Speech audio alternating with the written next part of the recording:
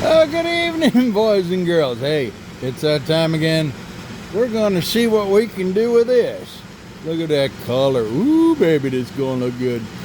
I don't know about you, but when I look at this, it just screams fairy house.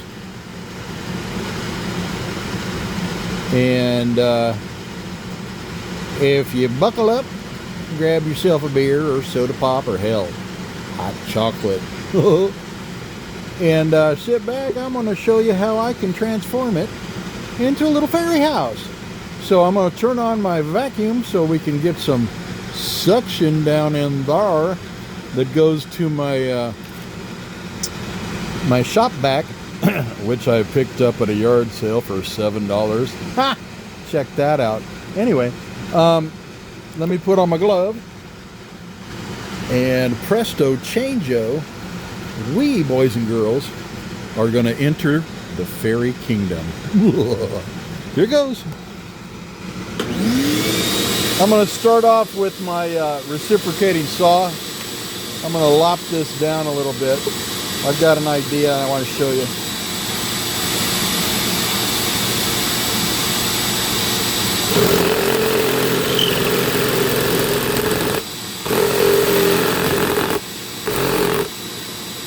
You got to be real careful. Make sure you got your gloves on, your eye protection, your mask on, and be really careful. All right? Thank you, guys.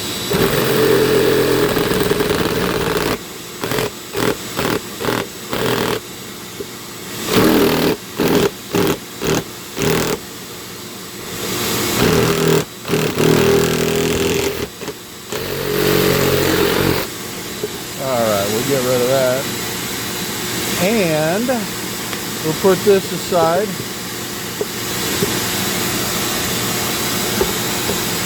Now, I also have this. This is a one of those little sander jobbers. This one was cheap. I actually found this one also at a yard sale for $5. The guy who was cleaning out his garage didn't want any of this stuff. Anyway, I'm going to sand a little bit, and hang on, here it comes.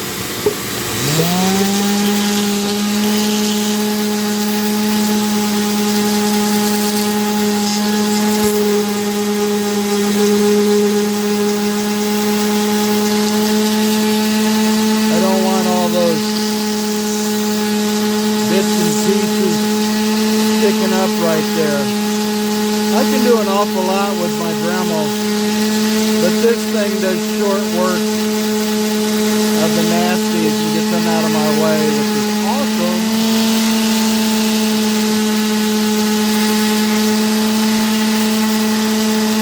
It also helps me get through the bark, if there is any, or in this case the gray matter that is formed when you have driftwood. See that gray stuff? I kind of want that gone. I'm also discovering that right there, see how it's kind of white? That means that right there is a little bit, or maybe a lot of it, rotten. And the rotten is soft. So when you carve, you got to be careful of that. It doesn't completely destroy a piece, but it makes it a little bit tough. And you have to take that in consideration when you're carving, because like this, that's solid wood right there, but this, because it's white, it's a little bit rotten, and it behaves differently. So hang on, here we go.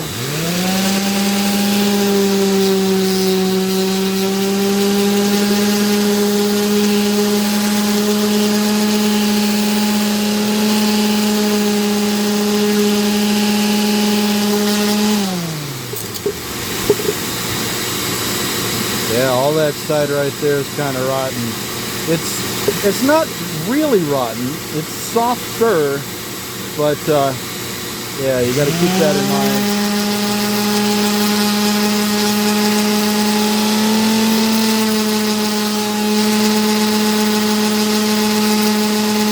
I've done some pieces before where it was really rotten and I had to abort the mission because my Dremel cut into it and it just went poof because it's really soft and it just turns to dust almost instantly when you hit it with a Dremel.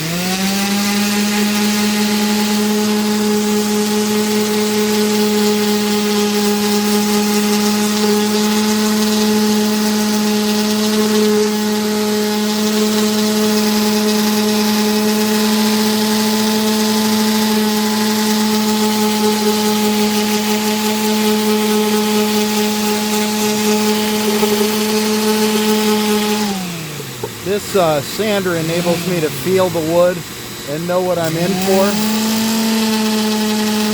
It also helps me shape it a little bit and get the general shape that I'm after. I'm going to discontinue using this here in a minute and go to the Dremel. It'll make things a little bit easier on us, and it's not as loud. I apologize.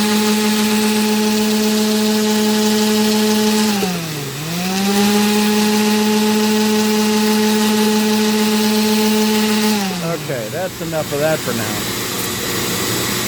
I also like a brush, because if it gets all dusty right here, I can brush it into my downdraft that I've handmade, by the way. Okay, so I've already set up my Dremel with the bit that I wanted to use. I run a Dremel 4300 with a flex shaft. This is a Dremel flex shaft, which is quite handy. Up there, hanging down from the ceiling, is my Dremel 4300. It's a workhorse. It works wonderfully. When you're using one of these, you want to be careful not to hit that button right there while it's going, because that presses down on the inner mechanism and weakens it a little bit. So try to watch out for that button. I'm running a Kutzel taper burr, and I believe this is, I think it's the medium. There's fine, medium, and then coarse, also known as extreme. I like the medium to start off with. Now what I'm seeing here, I don't think I got the angle that I was quite looking for. But I'm going to use this. Okay, I'm going to flatten that out a little bit all the way across. I could have done that. I don't know. Maybe I'll cut again with my. Yeah, I think I'll cut it again with my reciprocating saw. I want this straight across because I'm going to make that a gun turret. So let me cut again. Let's see here.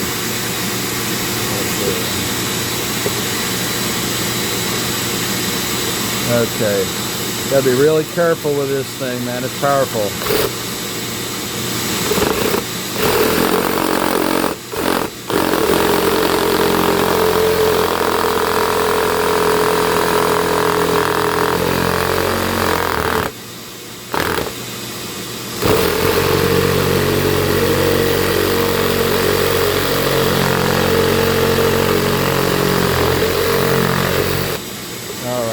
Oh, that's better. Good.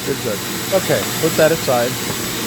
Now, I'm going to make that kind of rounded a little bit and make it a gun turret like that. You'll see. Okay, Dremel time.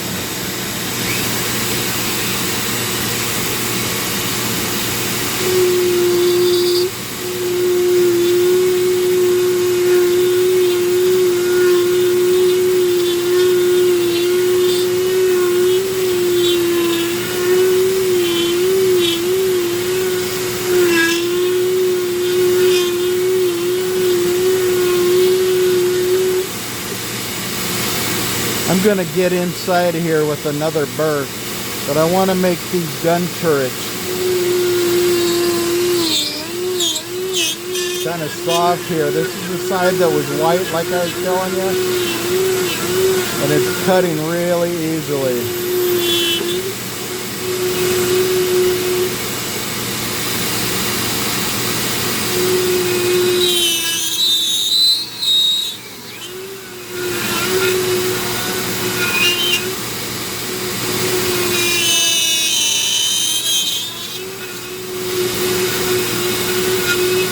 Just hang in there, it'll make sense in a minute. When I change to the other burr. But picture the top of a castle.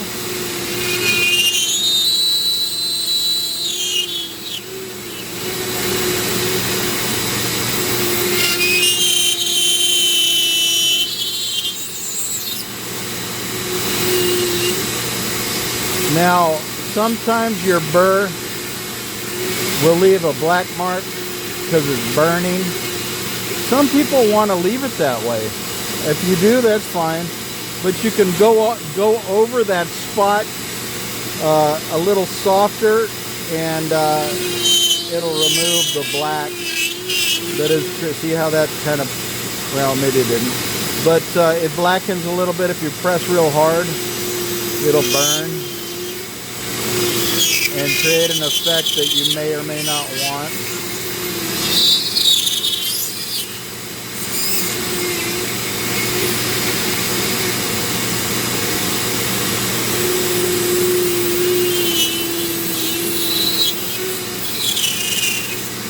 I wear my glove on that hand.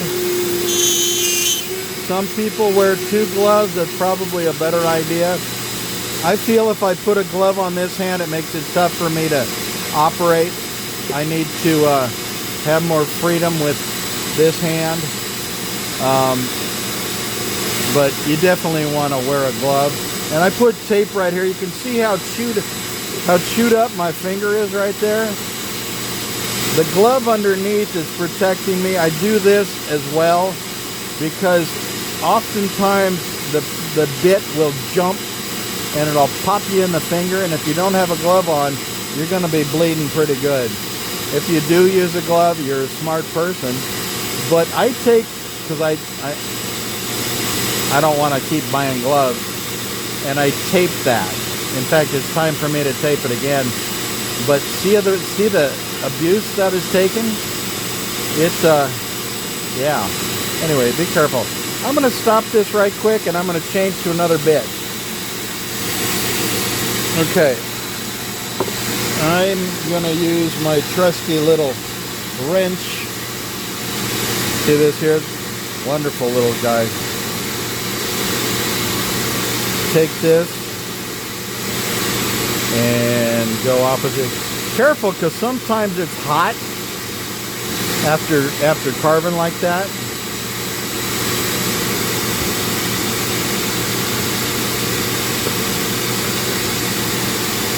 Okay, I'm going to use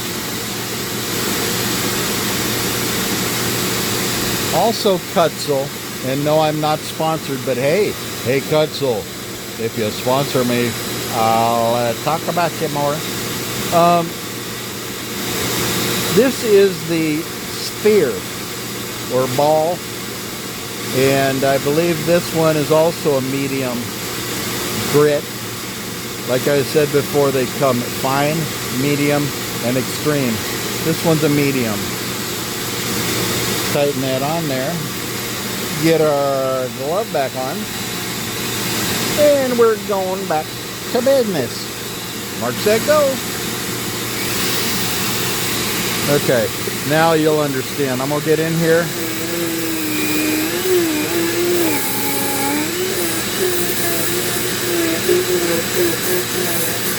Kind of soft still.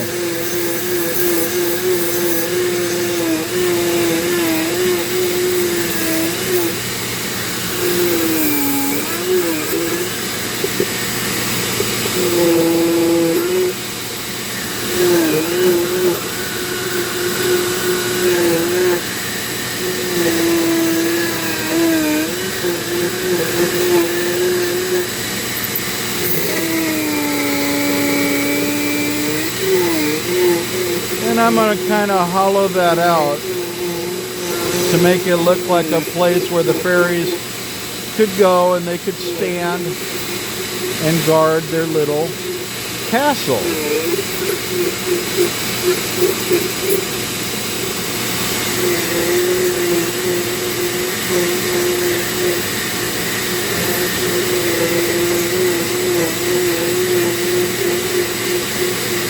Pretty soft. I gotta be careful. I don't want to go too crazy with it.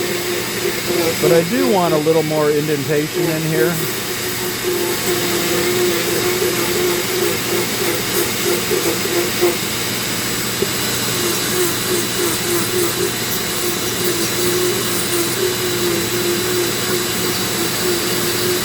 Kind of make it look like an old-fashioned ashtray. You remember those ashtrays that were always on the table at your relative's house that smoked?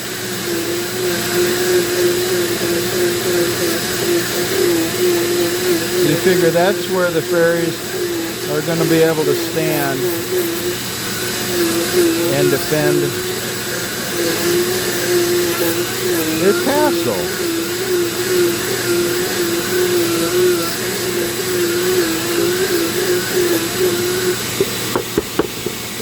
And my trusty little brush. Yay, team. Okay, now I'm not too pleased with these bumps here, so I'm going to get up in there a little bit and whittle away a little bit with the Dremel.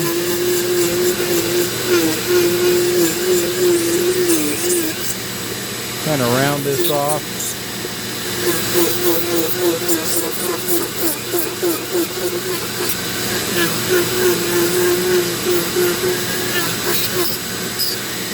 That happens now and again, but really no biggie.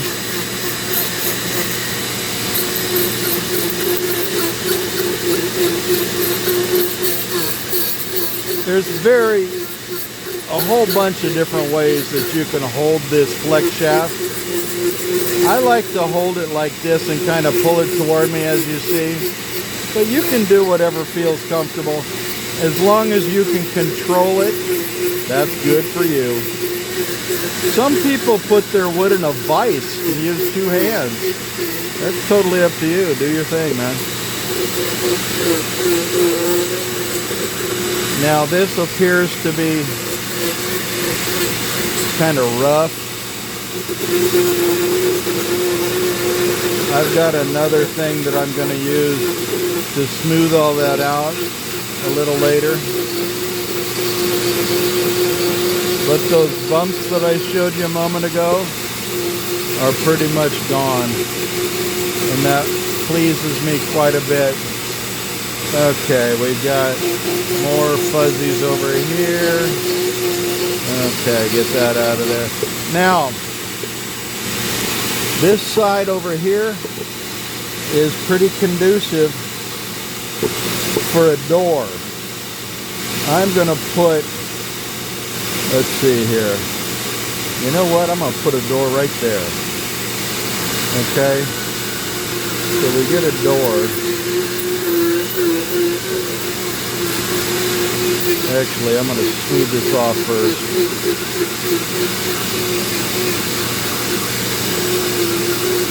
I didn't really have a plan.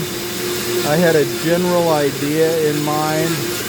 So this is kind of morphing as I go. And kind of carving itself, which is all kinds of fun.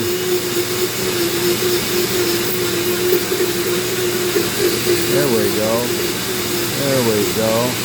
Get rid of all of that little... We had kind of a gully in there. And now we've got a flatter surface, more of a clean canvas to work with. Just work with the wood, man. It'll talk to you. Well, not talk to you, but it'll show you where it wants to go. And if you carve a lot, you'll find that you end up having what the what lots of artists call their muse, almost like, you know, you have inspiration, you have, I don't know, almost like a little fairy sitting on your shoulder telling you how to build a castle. Yeah, buddy. Okay, I'm once again, I think here in a second, going to change back to another burr so that I can get some more detail. This round one works really good at removing a lot of wood real fast, but I want a burr now that's gonna give me more of a tip that I can be more precise with.